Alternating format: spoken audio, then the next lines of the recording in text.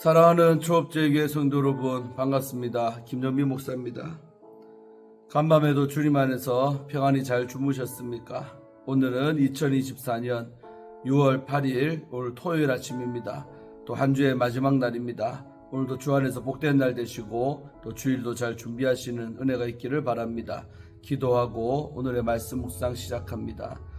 하나님 아버지 감사합니다. 간밤에도 지켜주시고 또 이렇게 좋은 날, 새로운 날 허락하시니 감사합니다. 이날로 선물로 우리에게 주셨사오니 주의 뜻을 위하여 살게 하시고 내 뜻대로 살지 마옵시고 주의 뜻대로 살아가는 은혜가 우리 모든 성도님들, 유튜브 시청자들에게 임하게 하여 주옵소서. 또한 이 시간 말씀 앞에 섰사오니 말씀을 풀어 증거하는 종의 입술에 성령으로 기름 부으사 하나님 뜻만을 잘 풀어 증거하게 하시고 또 말씀 받는 우리 성도님들 심령은 옥토밭이 되어서 30배, 60배, 100배로 결실하게 하여 주옵소서. 주께서 우리와 함께 하실 줄로 믿습니다. 영광받아 주옵소서. 예수님 이름으로 축복하며 기도하옵나이다. 아멘. 우리 찬송가 우리 196장 성령의 은사를 우리 함께 찬송 드리고 말씀 나누겠습니다.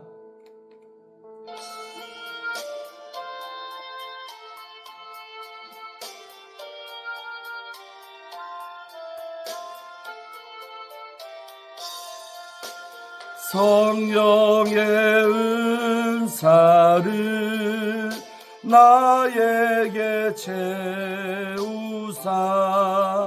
주님의 사랑 받아 나 살게 하소서. 성령의 은사를 나에게 채우사 정결한 마음 가지고 나 행케 하소서.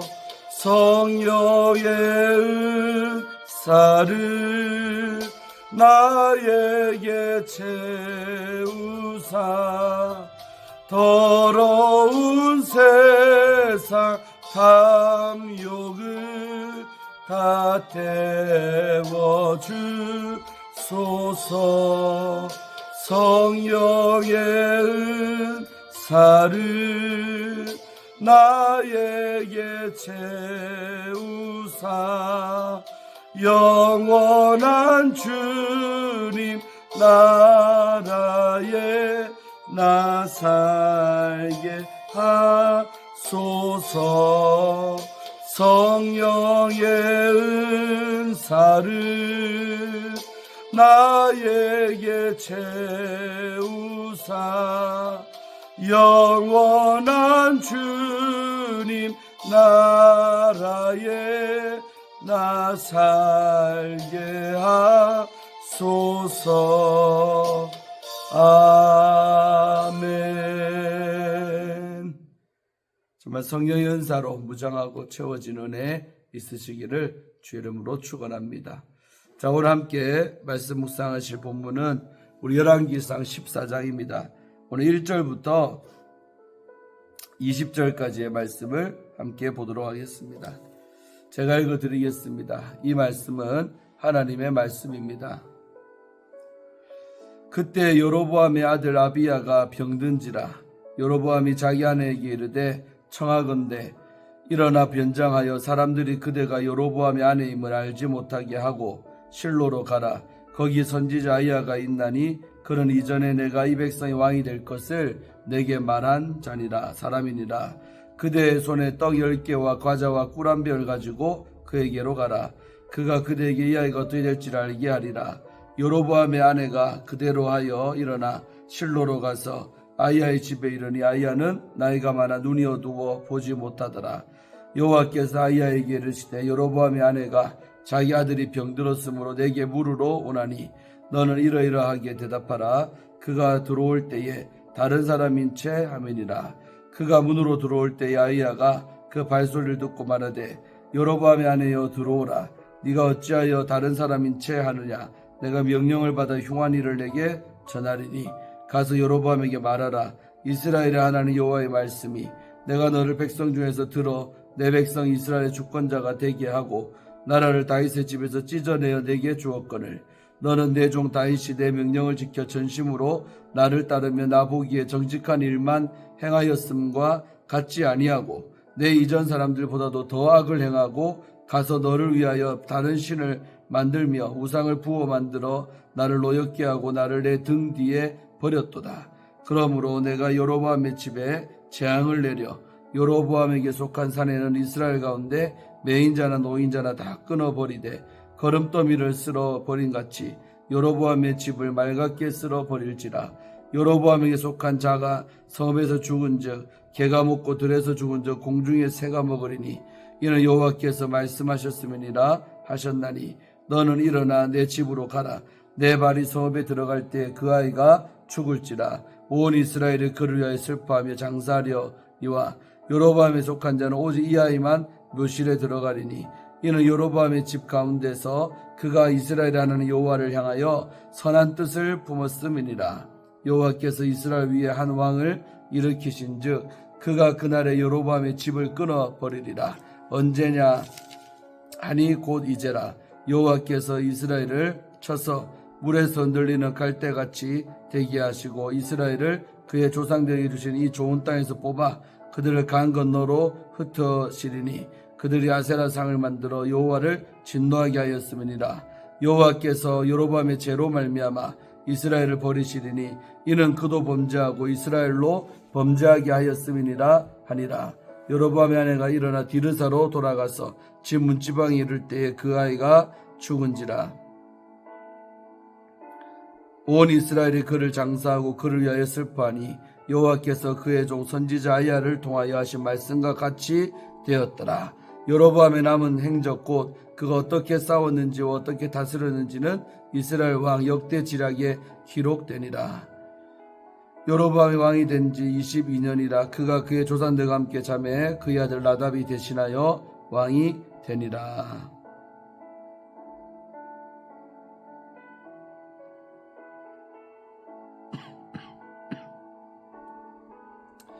예, 사랑하는 성도 여러분, 오늘 우리 열왕기상 14장 말씀 보는데 큰 은혜 받으시기를 바랍니다. 내용은 별로 좋지 않습니다. 심판받는 이야기인데 참 우리가 또 이런 말씀을 통해서 또 우리 자 삶을 경계하고 또 우리의 삶도 언젠가는 하나님이 다 심판하신다는 사실을 기억하고 그렇게 살아가야 될 줄로 믿습니다. 어제 말씀에 보면 이제 13장 끝에만 이야기 드리죠. 여로보암의 돌이키지 아니했어요. 이런 어떤 경고적인 사건이 벌어졌음에도 불구하고 끝까지 돌이키지 아니하고 아무나 제사장으로 삼았고 또 이것이 하나님 앞에 죄가 되어서 결국 그 집이 땅 위에서 끊어져 멸망하게 된다는 내용까지 봤었죠. 자, 그러면서 이제 여로보암의 인생의 끄트머리에 있었던 한 사건을 우리에게 말하고 있습니다. 자, 예나 지금이나 항상 이렇게 자식의 문제는 우리 부모같이 할 수가 없지요. 특별히 자식이 생명이 위태위태한다든지 죽을 배에 걸렸다든지 하는 것은 부모같이 할 수 없는 것입니다. 그래서 하나님이 우리 자녀들을 통해서 부모를 다루시는 것을 성경은 많이 이야기를 하고 있습니다. 그래서 오늘도 마찬가지입니다. 우리 자녀들의 삶 가운데 어떤 일이 생기고 또 삶이 어떻게 되는 것은 다 부모와 연관이 있는 거예요. 그래서 그 자식들의 삶 가운데 일어나는 일을 통해 또 부모들이 회개도 하고 주께로 또 돌이킨 역사들이 일어나야 될 줄로 믿습니다. 자, 오늘은 뭐냐면 14장 1절에 보니까 그때에 이렇게 여로보암이 돌이키지 아니하고 우상 숭배의 길로 또 교만의 길로 걸어가고 있을 때 어떤 일이 벌어졌냐? 여로보암의 아들 아비야가 병들었대요. 여로보암의 아들이 하나 있었는데 이름이 아비야인데 병이 들었답니다. 그래서 여로보암이 자기 마누라 아내를 부르는 거죠. 그래가지고 청하건대 요청 하나 할게. 내가 못 간다. 그래서 변장을 해라는 거예요. 아내를 변장시켜서 사람들이 그대가 여로보암의 아내인 것을 알아보지 못하게 해라. 내 부인인 거 들키면 안 된다. 변장을 시킨 다음에 변장하니까 누가 생각나요? 사울이가 생각나죠. 그러니까 하나님 뜻대로 안 사는 사람들 특징이 변장을 하는 거예요. 변장. 자기 자신을 숨기려고 하는 거예요. 왜? 떳떳하지 못하니까 그래요. 자, 그래서 이렇게 변장을 시켜가지고 실로로 가라는 거예요. 왜냐하면 실로에 가면 선지자 아히야가 있다는. 죽어간 아들 이름도 아히야고 이 늙은 선지자 아히야 자기 아들은 아비야고 이 선지자 이름 아히야고 다르죠. 자, 그래서 선지자 아히야가 있나니 그는 이전에 내가 이 백성 왕이 될 것을 내게 말한 사람이라. 그러니까 이 여로보암 입장에서 가장 믿는 주의 종이 누굽니까? 바로 이 아히야라는 선지자죠. 왜? 그 사람이 그때 새 옷 입고 나서 12족 나눠갖고 예언을 했잖아요. 근데 그대로 맞았고 또 그대로 자기가 왕이 됐잖아요. 그러니까 한참 잊어먹고 살다가 이 아히야 선지자가 이때 생각나는 거예요. 근데 자기가 직접 가진 않고 변장시켜서 자기 부인을 이제 보내는 겁니다. 그리고 그냥 보내는 것이 아니라 그 종에게 이렇게 오랜만에 선물 갖고 가는 거죠. 그대의 손에 떡 10개, 과자, 꿀 한 병을 가지고 예물로 가지고 가서 드리면서 이 아이가 어떻게 될지를 좀 알아봐라. 이렇게 된 거죠. 자식의 미래, 얘가 살지 죽을지 궁금하니까 그렇게 물어봤던 것이죠. 그래서 여로보암의 아내가 그대로 이렇게 변장하고 시킨 대로 해가지고 실로로 갔어요. 아히야의 집에 도착을 한 겁니다. 이러니 아히야는 나이가 많아 눈이 어두워 보지 못하더라. 아히야도 나이가 많아서 육신의 눈은 어두웠지만 그래도 여전히 예언도 하고 하나님의 음성을 듣는 그런 선지자였지요. 자, 근데 이때 이제 여호와께서 아히야에게 임하시는 거예요. 아히야에게 이르시되 여로보암의 아내가 자기 아들이 병들었으므로 내게 물으러 오고 있다. 다 알려주는 거예요. 여로보암의 아내가 너에게 이제 물어보러 오고 있다. 너는 이러이러하게 대답을 해라. 너 입에 예언의 말씀을 넣어준 줄로 믿습니다. 오거든 이렇게 말해라. 그러면서 그가 들어올 때 다른 사람인 채 하느니라. 너를 속이려고 하고 있다. 다른 사람인 것처럼 너에게 하면서 오고 있다고 하는 거예요. 이렇게 한 달날 끝나고 자 6절부터 보면 재미난 이야기가 나오죠. 그가 문에 들어올 때에 아직 안에까지 안 들어온 거예요. 문에 들어올 때 아히야가 선수 쳐서 먼저 뭐라고 합니까? 그 발소리를 듣고 이 여로보암의 아내의 그 발소리를 듣고는 이렇게 말하는 거예요. 첫 마디가 여로보암의 아내여 들어오라. 그러니까 여로보암의 아내가 변장하고 들어왔는데 얼마나 놀랬겠습니까? 기선제압입니다. 속이려 하지 말라 이 말이에요. 난 너가 누군지 다 안다. 이렇게 선수치는 거예요. 좀 대단하죠. 그러니까 여로보암의 아내가 초장부터 들켜버린 거예요. 어이구야 대단하시네. 내가 여로보암의 아내가 어떻게 알았지? 하면서 처음부터 기가 꺾인 상태에서 이제 이 말을 듣게 되는 겁니다. 이 영적으로 중요한 거예요.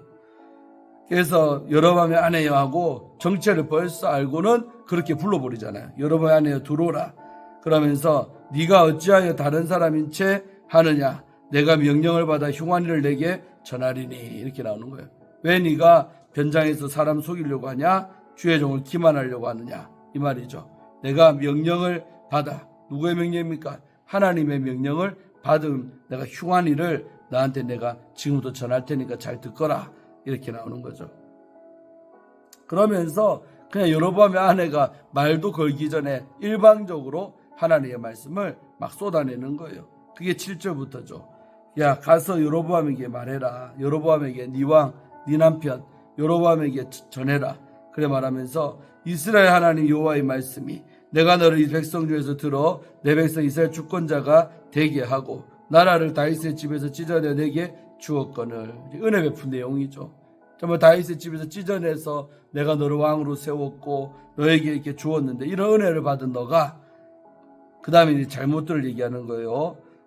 그랬던 네가 너는 내 종 다윗이 내 명령을 지켜 전심으로 나를 따르며 나보기에 정직한 일만 행하였은가 같이 아니하고 내가 말했지 않냐. 다윗처럼만 살면 내가 너에게 보장해 준다고. 왕위를 보장하고 후대를 보장하고. 그런데 다윗처럼 전심으로 따르지도 아니했고 정직한 일도 행하지를 아니했다는 것입니다. 책망거리만 쌓은 거지요.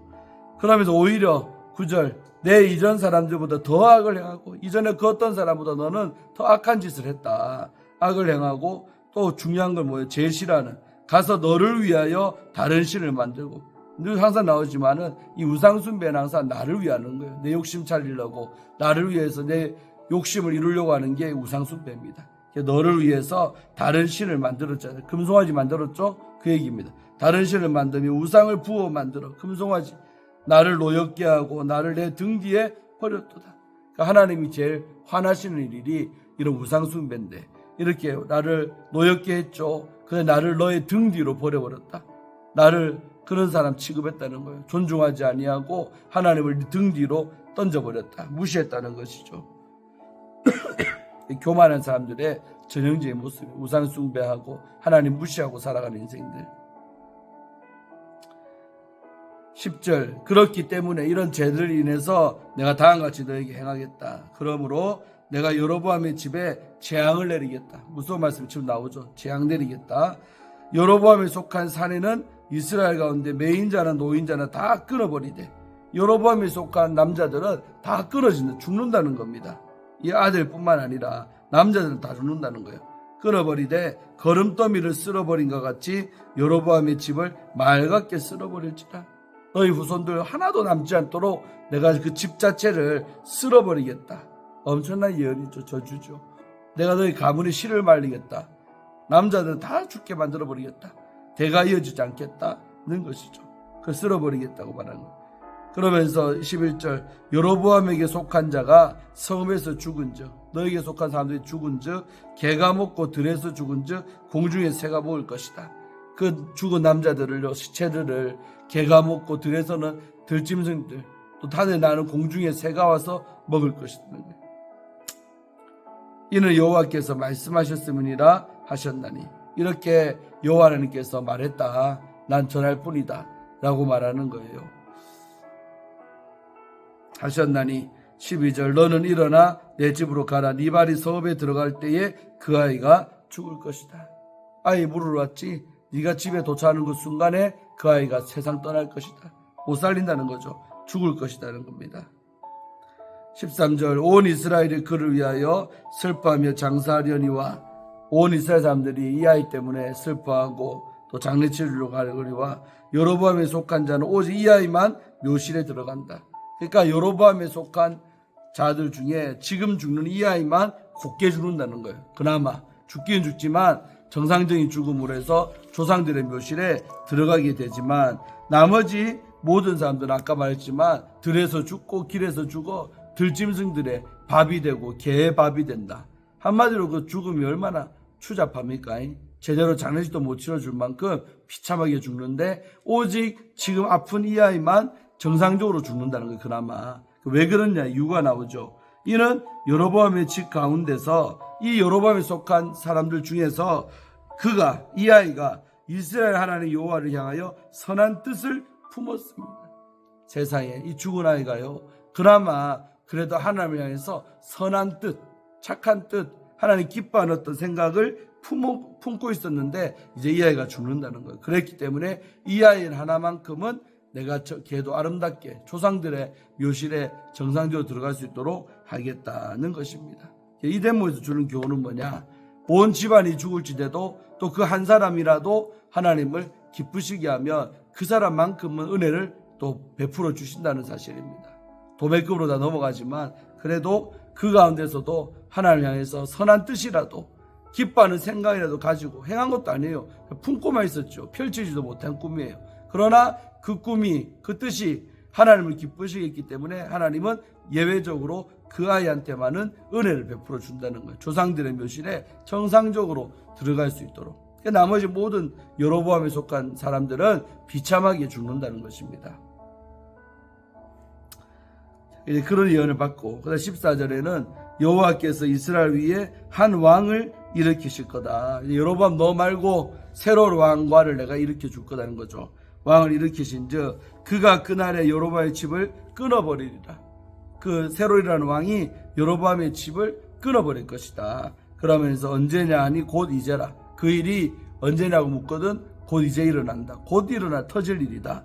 는 것입니다. 정권이 이제 멜드머 옛날에 고려가 왕시에서 조선이 이시잖아요. 이게 역성혁명이라죠. 성이 바뀐다. 는 것처럼 가문이 왕은 또 나오겠지만 다른 가문에서 왕이 나올 것이다. 이런 예언입니다.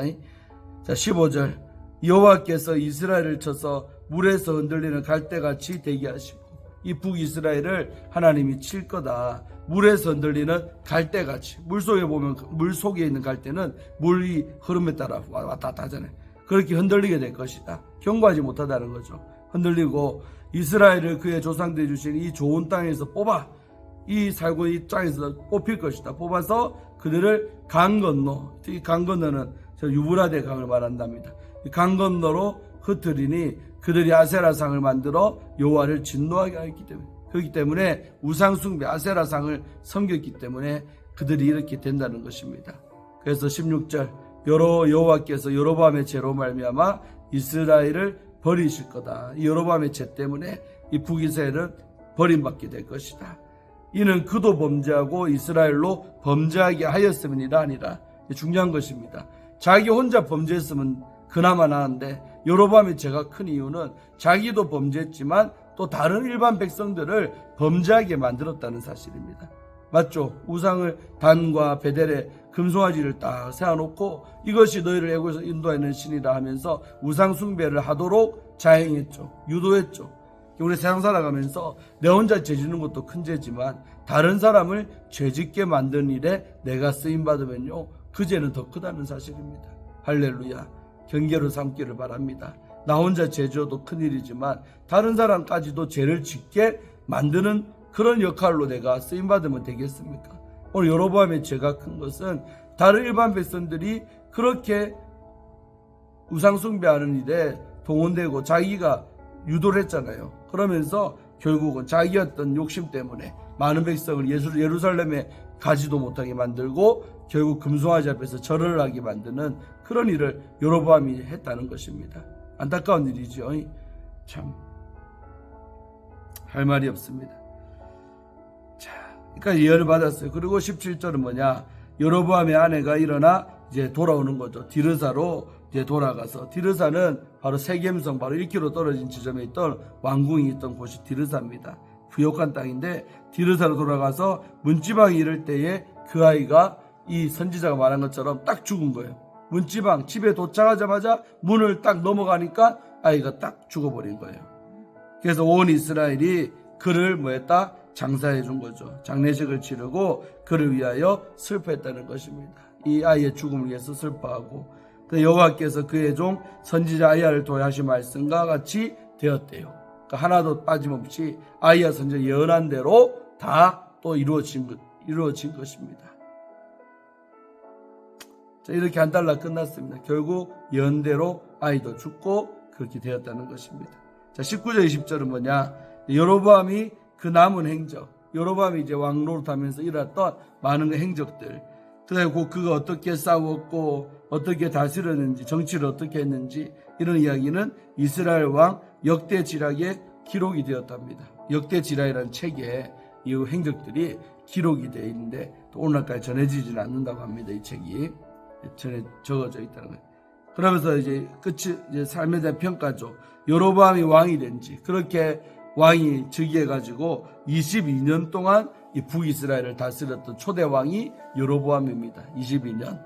그리고 그가 조상들과 함께 잤어요.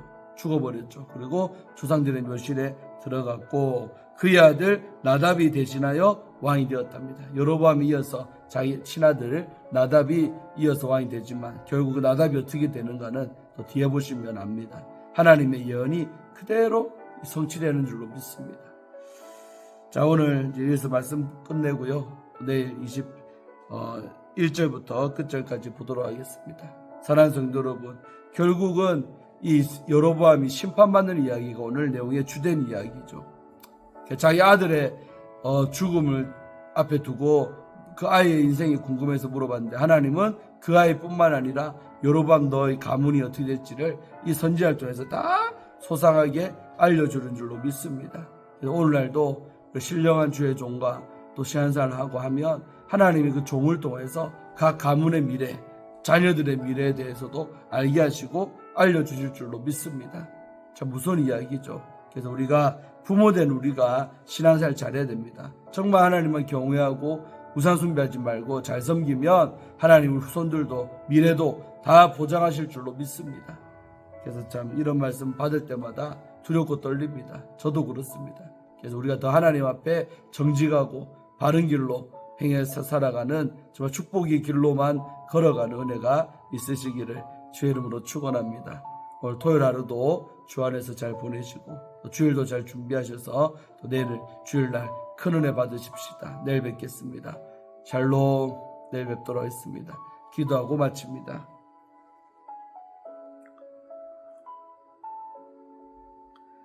하나님 아버지 고맙고 감사합니다. 오늘도 토요일 아침에 또 이렇게 하나님 말씀 앞에 서게 하시고 또 말씀 묵상하게 하시니 감사합니다. 오늘 이 말씀이 우리에게 잘 박힌 목과 같이 박혀서 경계로 삼게 하셔서 우리들도 여로보암의 그 죄를 짓지 않게 하시고 바른 길로 정직한 길로 행하여서 우리 때문에 우리 자손들이 복을 받고 더 하나님 안에서 복된 우리의 믿음의 가문들로 만들어 주시옵소서. 자식들까지 생각하며 늘 살게 하시고 조손들의 미래가 내 손에 달려있는 것을 늘 기억하며 하나님을 경외하고 주를 기쁘시게 하면서 살아가는 우리 모두가 다 되게 하여 주시옵소서. 귀한 교훈 우리에게 임하게 하심을 감사하고 무시하지 말고 잘 존중하는 마음으로 받아들일 수 있도록 축복 내려 주옵소서. 감사드리고 또 내일은 거룩한 주일입니다. 잘 준비해서 주일을 맞이할 수 있는 오늘 토요일이 되게 하여 주옵소서. 감사드리고 예수님 이름으로 간절히 축복하며 기도하옵나이다. 아멘. 사랑하는 성도 여러분, 내일 아침 뵙도록 하겠습니다. 샬롬.